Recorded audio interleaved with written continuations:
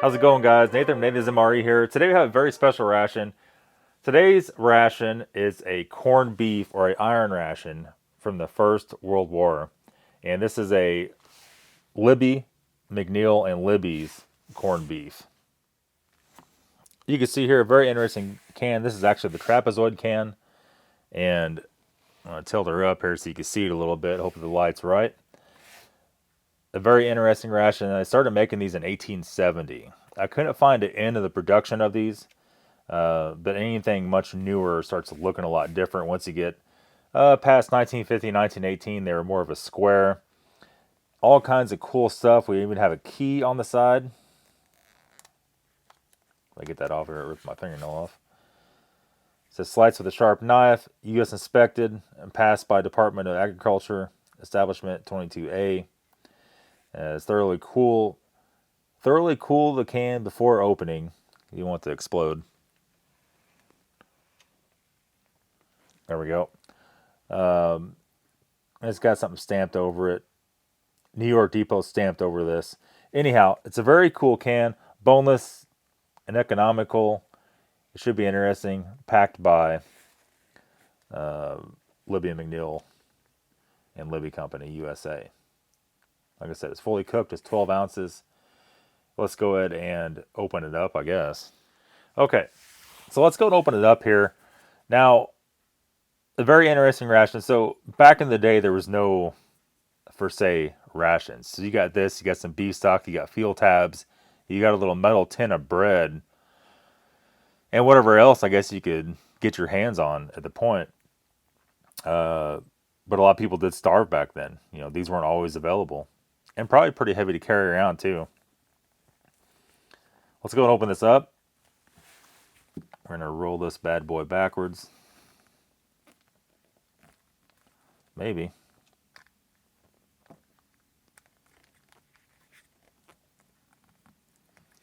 I'm thinking it has to go this way or this way. This way.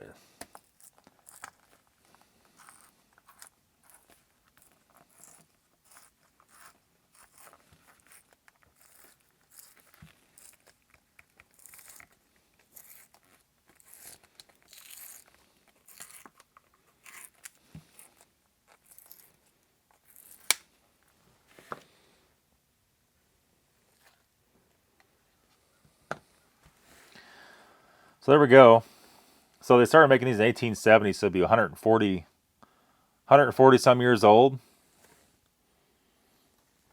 Is it still good after 140 years? Well, no, because this isn't a real one. This is a reproduction. And it's still interesting to see, though. I'm interested. Philip's here. He's looking at this going, are you freaking kidding me?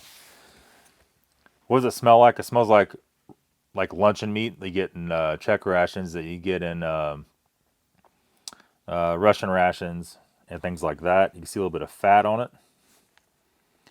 Let's go and take a little bitesy off over here. And you can heat up, you can make stew out of it, you can do all kinds of stuff. But this is just essentially compressed meat.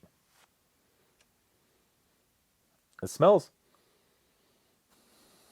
I'm trying to think what that's, it almost smells like tuna. Interesting. Well, have a go at it. Philip's like, oh God, please no.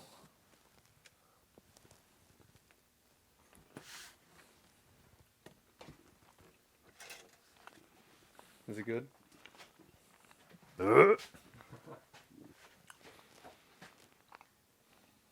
It's actually, I mean, it's kind of like a canned meat. Obviously. I don't know what to say. I'm like starving, so anything tastes good when you're starving. Slightly grainy. I'm not sure how they... It's not really even that salty. It's not too bad. Yeah.